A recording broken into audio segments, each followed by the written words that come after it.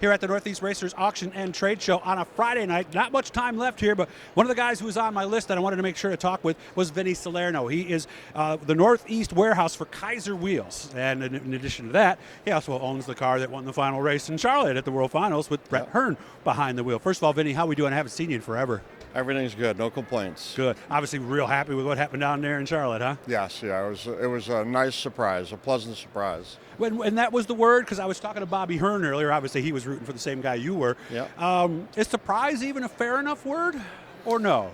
I think it is, because I think that he just hasn't raced enough where you can just hop in a race car and go beat all these guys. Everybody's so good now, so at the end of the day, yeah, it was a surprise. Since we've gone to these new suspensions, he doesn't really have the feel for it like he did with torsion bars and whatnot. But yeah, I mean, he did a great job. We had a fast car right out of the box and put ourselves in position to win.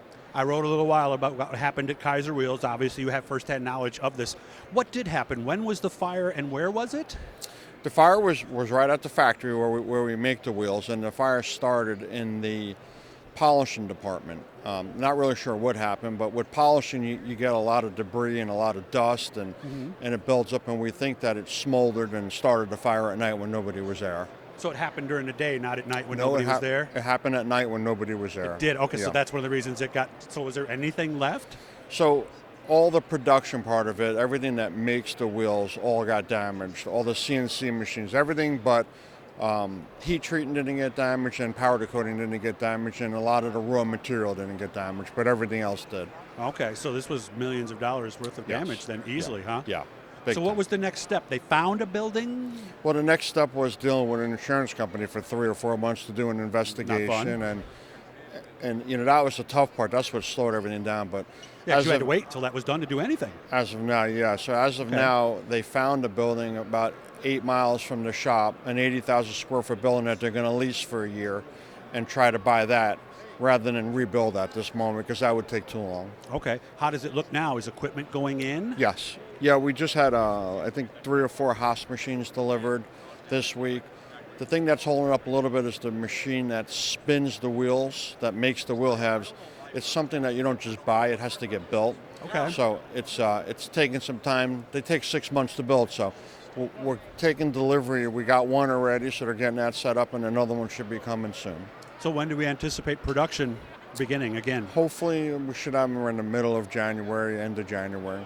And how long before that, or after that, excuse me, till we start seeing the stuff show up in speed shops and we're stuff? We're going to hope to see it around that time. So within a couple days or a week, we should have stuff going? So luckily, we are Keizers' largest distributor in the Northeast. Our market is very strong. So we're going to be the first wheel that they make, because they make anywhere from 10-inch to 13-inch to 15-inch to sprint car. So wide 5 is going to be that's what they're going to start building first.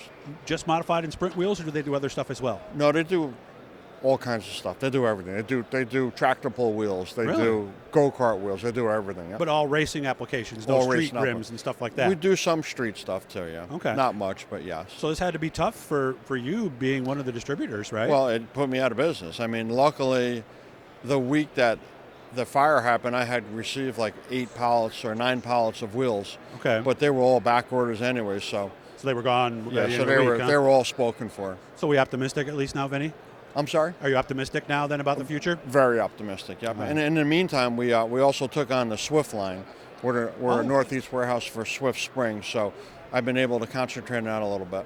So obviously I had to learn a little bit about springs too, huh? Yes. Yeah. All right. And that's, by the way, over his shoulder, that is a spring smasher right there that you see on the left side right there. What's something like that go for, just out of curiosity, Vinny? That is $34.95. $3,400. Yeah, that's a Gale Force spring smasher. It's the best one on the market. What's the range, low to high, on spring smashers?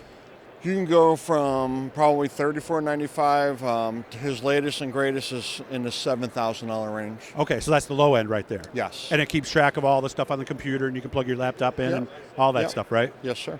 Boy, who would have thought this 20 years ago, right, Vinny? Yeah, you know. He was here at this show 10 years ago with a spring smasher, and we all laughed at him. Seriously? Yeah. Like, we're never going to need that, huh? Yeah, absolutely. Well, I guess we could roll the time back. And I'm glad things are going well, Vinny, and I wish you all the best. Seriously, thank you for giving me all this information. I appreciate it. Hit the Blue E, guys. That'll subscribe, and over time we're talking to something, first-hand information. That's all we deal with here on this channel. Thank you again, Vinny. Thank you.